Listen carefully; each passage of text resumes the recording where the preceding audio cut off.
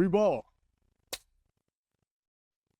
YouTube, what it do? It's your boy Clownpuss, and welcome to a review. This is probably my first review ever on this channel.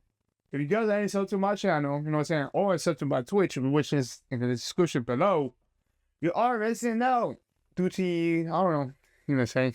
Okay, I can't be saying that. All right, I'm not doing edits, by the way. I'm not editing shit out. This is pure raw unfiltered. By the way, I'm trying to make this as short as possible so I can do this on, you know what I'm saying, on the shorts, YouTube shorts and TikTok. All right, Superman. Superman is finally here. I watched this on the Amazon Prime screening on Tuesday, and I got to say, I have a lot to say about this film. There are pluses. There are some, oh shit.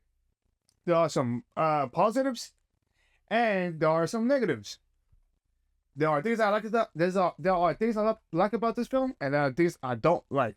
This film is by no means the perfect film of all time. Just like how these people are trying to make it out to trying to make this movie out to be. And it is not the worst film of all time, like how that side tried to make this movie out to be. This film, it says plain old good. Now the question that everybody have on their mind is this guy Superman? Will he be our Superman of the future? Obviously, no shit, no duh. But does he, Daniel Cosworth, embody Superman? Was he phenomenal? Was he good? Was he trash? I'm gonna have to say this. I'm gonna have to answer that question right now. And it's safe to say, he is Superman. He is our Superman of the future, and I am glad that we have this Superman. This Superman is filled with personality. He also has his flaws. He's by all means not perfect, nor is he stoic, you know, just like the other Superman. This Superman tries to fit in with society. His other persona, Clark Kent, the corny boy. Is he a Boy Scout as well? In this film, there's pretty much two different characters. One is corny, one is heroic, warm, and all of that. I feel like he did a good job with Clark Kent. Now the only issue I have with this film, as far as, you know what I'm saying, as Cosworth goes, there's not enough Clark in this film. All you get is pretty much, you know what I'm saying, him at the Daily Bugle and that 10-minute scene where the argument between him and Lois. That's pretty much it. I wish there was more. And then, then the Paul and Mark Kent, but he wasn't really, you know what I'm saying, hot. He wasn't really talking like that. So I wish there was more Clark. We definitely have enough Superman in this film. It's pretty much, I guess, in a way, it's similar to Batman, the Pattinson Batman, because, you know, we have a whole lot of Batman, but we have less Bruce Wayne. So yeah, those two share the same. Hang on, Robert Pattinson, DCU, Batman. I'm just kidding. So yeah, David was good in this film. And the other big question is, did James Gunn, the talk of the town, I ain't gonna lie, people talk about more of Gunn than they have with Superman. Did James Gunn did a good job directing this film? And to answer that question as well, yes, he has done a good job in this film. Not the best of the best, but he did a good job. It was solid enough. This movie was action-packed to the fullest. Damn, this nigga Superman was throwing hands.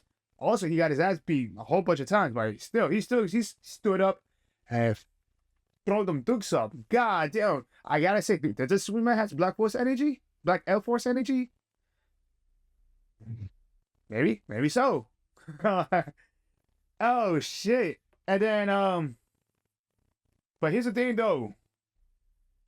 When it comes to Gunn, he did a phenomenal job directed this film.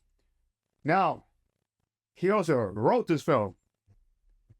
And his writing has some, you know what I'm saying? Here's the thing though. This is a James Gunn film to its fullest. What that I mean is there are jokes in this film. Some land, some don't. I mean, I guess it's trying to break the ice or something like that. But, you know what I'm saying? It's a James Gunn film. So I expect that. I expect some jokes here and there. But it's not to the point where it says, it's hammering down on your face.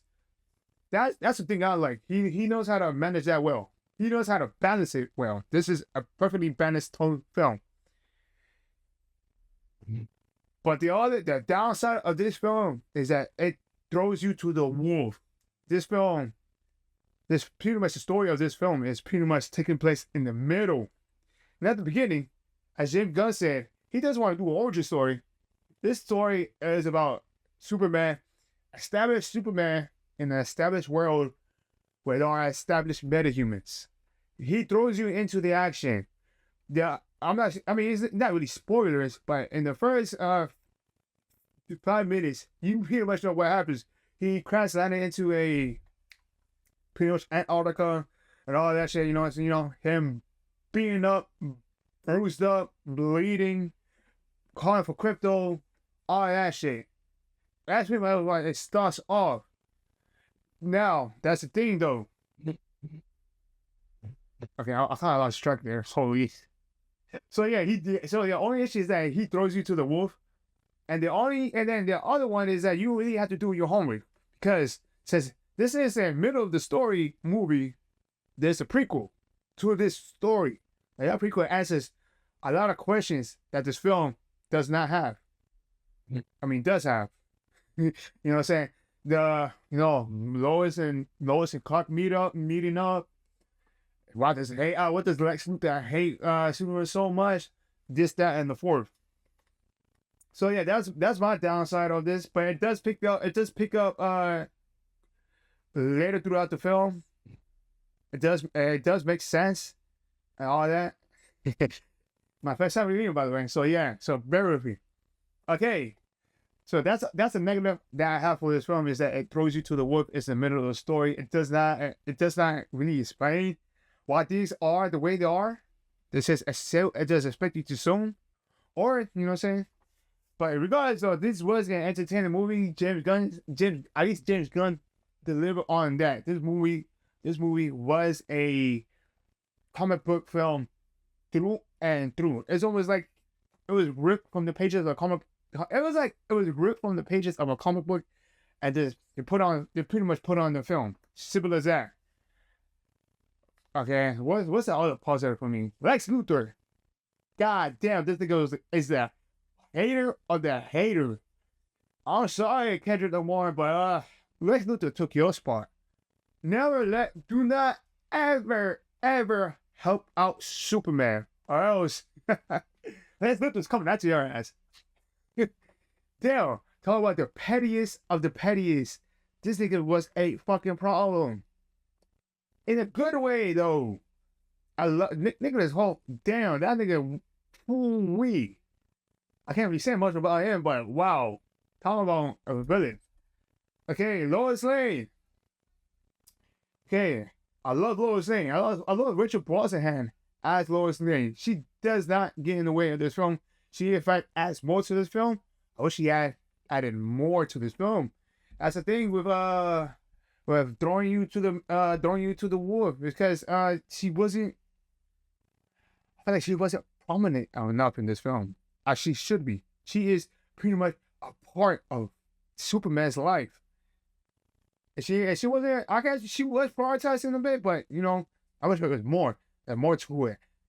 That's the thing about this film. This film does not. The pacing of the film goes fast. There is no downtime except for the, that interview. I wish there was more Clark and Lois in this film than we had. Than Lois and Clark, I guess. But I wish they would explore more and expanded more on Lois. The Justice Gang, which considered fuck, I'm already forgot. Oh, my brain is which consists of Guy Gardner as Green Lantern. Fire, I love him. I understood what what the character was from start. He is a complete mega asshole. I love it for it, especially in this film. He was an asshole in this film, but goddamn, he really did his job playing him. So Mr. Terrific, Mr. Terrific, Mr. Terrific. I fucking love Mr. Terrific. Shouts out to James Gunn for making him dope, especially in that particular scene. I ain't going to spoil on that scene.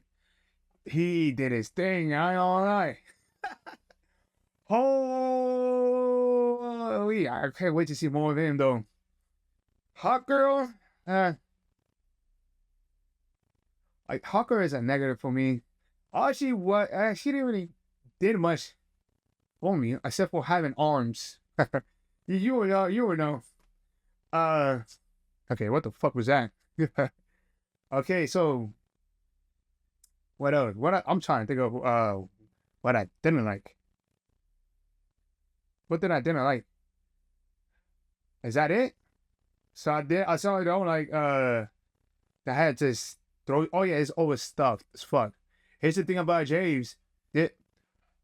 When James wrote this film, he had two things in mind: to write a Superman film and to build a universe. And to me, it worked, and it didn't work in a way because it takes away the shine that Superman needs. You know what I'm saying? It took away from his parents, which they should have shown more. You know, the romance between him and Lois. I wish they would have shown more.